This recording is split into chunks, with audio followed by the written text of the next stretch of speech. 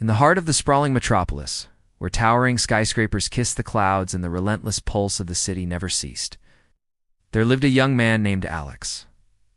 Alex was not your average citizen. He was an empath, a human with the extraordinary ability to sense the emotions of others. But his gift was more of a curse than a blessing, especially in a place like Metropolis, where the cacophony of feelings was a constant barrage to his heightened senses.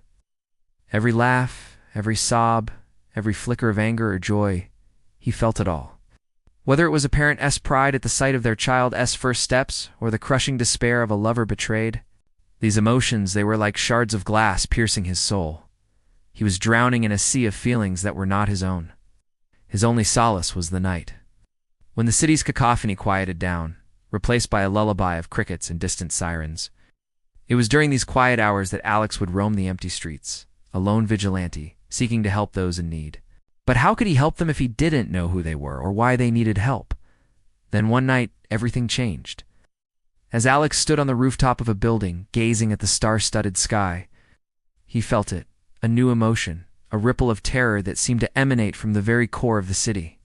It was a feeling so intense that it cut through the usual hum of the metropolis, like a ship's horn in the quiet of the night. Without hesitation, Alex leaped into action. He slid off the rooftop, not with the grace of a seasoned acrobat, but with the desperate hope that his body would somehow instinctively know how to navigate the fall. And miraculously, it did.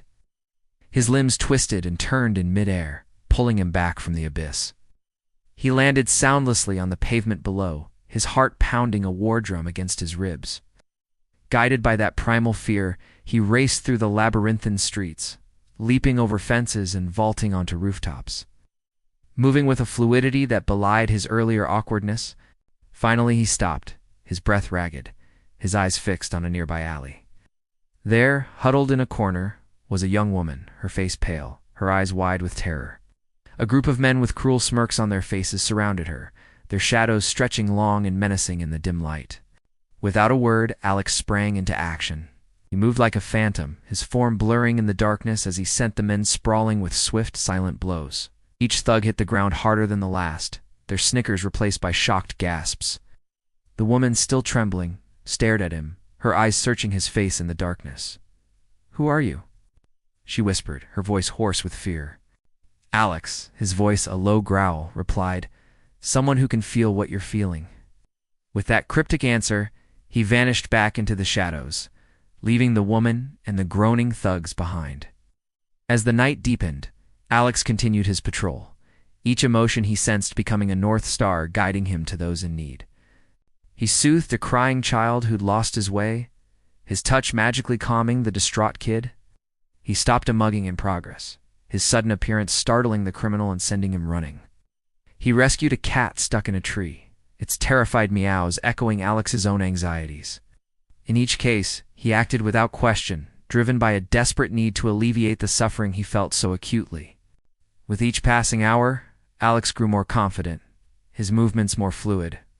He realized that his shadow powers were growing stronger, more defined. They were an extension of his empathetic abilities, allowing him to physically manifest the emotions he absorbed. As the sun began to peek over the horizon, signaling the end of his nightly escapades, Alex found himself at the same spot where his journey began. The rooftop from which he'd taken his first terrifying plunge. Looking out at the city, now awash in the golden hues of dawn, he knew he wasn't just a young man with a unique gift or curse. He was ShadowVibe, the hero who feels every emotion, the dark protector of Metropolis. And he wouldn't have it any other way.